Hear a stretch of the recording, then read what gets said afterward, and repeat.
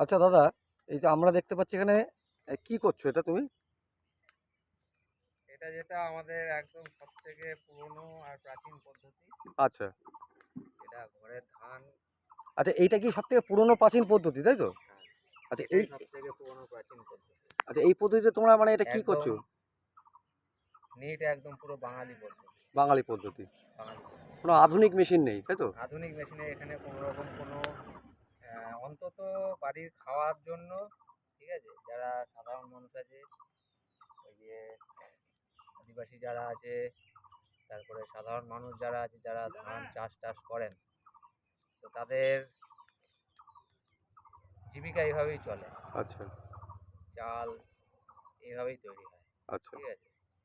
আর আধুনিক মেশিন বলতে আপনি যেটা বললেন, হ্যাঁ, এখন কৃষিকাজ অনেকটাই উন্নতি, অনেকটাই প্রযুক্তির অনেকটাই সমাগম ঘটেছে। তো সেখানে আমরা যারা কৃষক আছেন, তারা প্রযুক্তিরও ব্যবহার করছে, আবার শ্রমেরও ব্যবহার করছে। হুম। তারপরে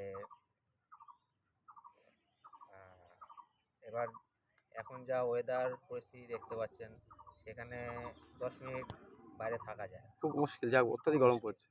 তো সেখানে আমাদের কৃষকদের বিকল্প অনেক রকম পদ্ধতি ব্যবহার করতে আচ্ছা হয়। এই যে চালটা দাদা তোমরা মানে এটা চাল কি মানে ধান সিদ্ধ হচ্ছে, তাই তো?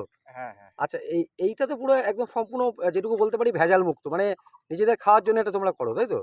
হ্যাঁ, এটা হচ্ছে আমাদের মানে একদম ঘরোয়া পদ্ধতি। ঘরোয়া পদ্ধতিতে এই যে ধানটা বসিয়েছো, কতক্ষণ লাগবে মোটামুটি এটা সিদ্ধ হতে?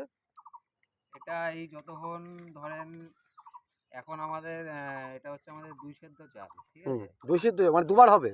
এটাকেই দুবার হবে। এই যে ভিজিয়ে রাখা হয়েছে এখানে, আচ্ছা, এইটাই সারাদিন ভিজবে, ভিজবে? দিয়ে রাত্রেবেলা ভিজবে, আচ্ছা, দিয়ে ভোর সকালে এটাকে আরেকবার সেদ্ধ করে, আচ্ছা, তারপরে এটাকে শুকিয়ে শুকিয়ে? রেখে দিলাম। আচ্ছা। ঠিক আছে? এটা আমাদের মোটামুটি ৩-৪ মাসের মানে পেটের খাবারের ইয়ে খাবার, হয়ে যাবে। ঠিক আছে? হুম, তো তারপরে এরপরে আছে, পরের ধাপে আছে হচ্ছে যেটা ভাঙানোর। হুম। সেটা আমাদের গ্রামে-গঞ্জে, যে প্রত্যেকটা গ্রামে-গঞ্জেই ১ টা ২ টো করে থাকে, যে ধান ভাঙানোর যেই হ্যাঁ, মেশিনগুলো হয়। হ্যাঁ, এবার হ্যাঁ। গ্রামের লোকরাই সেগুলো করে, ঠিক আছে? আচ্ছা এইটা যে তুমি দিয়েছো এটা তো মানে এর মধ্যে তো জল নেই। মানে কি ওই না, ভেজা জল আছে, জল আছে। জল আছে এর মধ্যে, তাই তো? জল আছে, আচ্ছা জল আছে। নিচে ১ বালতি করে, ১ বালতি মতো জল আছে। এই জলটাই ঠিক মানে ভাপে ভাপ হয়ে যেরকম মোমো খান